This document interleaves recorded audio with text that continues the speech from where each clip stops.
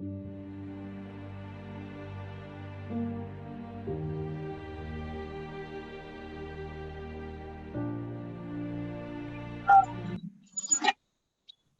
I am. I am a postmenopausal 52-year-old mother of two. I am a recent widow and basically trying to reground myself. Um, Feeling a little upended and working on trying to reestablish some foundational things and hope with hopes of creating recreating my direction, because right now I feel like I don't have one right now. My mind tells me that I do, but I'm still trying to get up every morning. And so big vision is that I truly enjoy teaching, and I would really like to get back to that. I don't know what that looks like right now. In my head, I think I do, but I'm not sure that I do. Um, Big vision also is I want that teaching to be service oriented. So I don't know if that means that it turns into a nonprofit, or if it ends up being for profit, but it's got to be working with our babies. And wanting to big vision is to do a lot of traveling and again get recentered and find my joy again. Those are big visions for me, and that's kind of a lot, but I know it's doable. My thing is not driving myself crazy in the process of getting it done, or being so overwhelmed that I end up getting into that place of paralysis by analysis, because I can't seem to figure out what's more important than the other thing.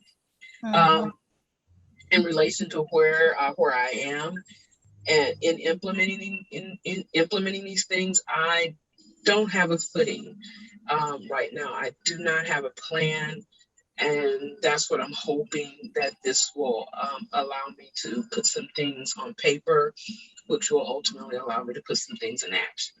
I'm not saying or anticipating that I'm going to be able to, if I have 10 things, get all those 10 things done, but I would feel very accomplished if I have 10 things and I get 3 of them done right now. Um, and then lastly, the things that seem to get in my way right now is just the consistent overthinking to the degree that I don't move. I love research, so I a lot of times will use research in place of movement, in place of implementation, in place of action. I'll just stay in research mode. So that gets in my way.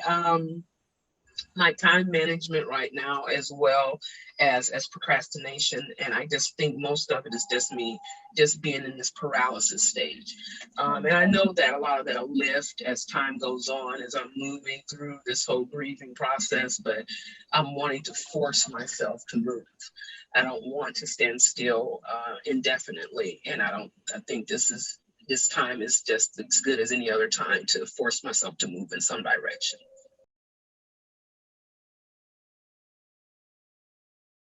I tell a little bit about my story so that my smile can have more impact, in the sense that people understand that you can still smile after diversity. So with that being said, I am a 6-year cancer survivor, and last year I lost my husband to COVID. And I came to this class because mentally, physically, spiritually, every aspect of me was pretty broken. I just got to a place to where I was so broken that I had to take some time and grab hold of something before I completely bottomed out.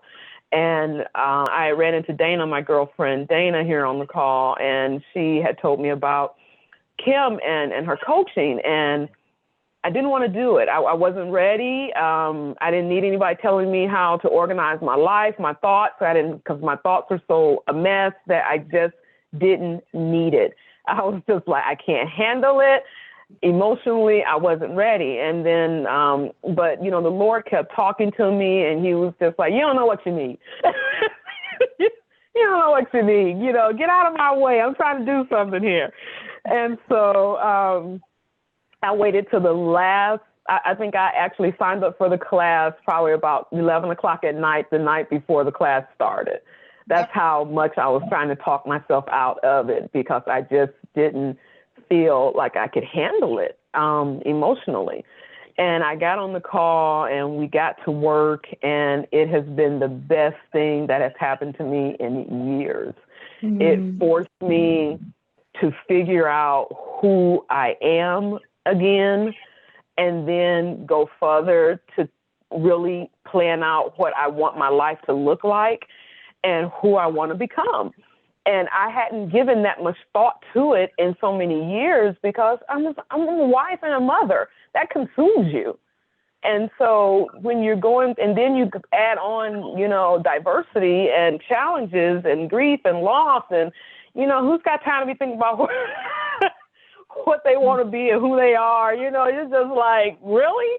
That's what you're talking about right now? And the kids need to be picked up for practice? Yeah, you need to get it together. Focus on the here and now. Well, this whole opportunity has given me an opportunity to refocus on the now, but who I am now, and then who I want to become. I really want to emphasize the fact that this has been more than a blessing, more than I could have ever asked for. It's hard to even put words to it. There are many times I was on the call crying, because my heart was, I was starting to piece it back together. And that's saying a lot, because it was pretty broken. I encourage, anyone that is listening to this to know how powerful it is, how different it is, much different than what you would expect it to be. You're thinking that you're going to be told, this is what you need to do with your life, go to this list and act it out. It's nothing like that. We spent the majority of this time trying to really figure out who we were as women, as strong women, and then who we want to become as stronger women. So that's what I have.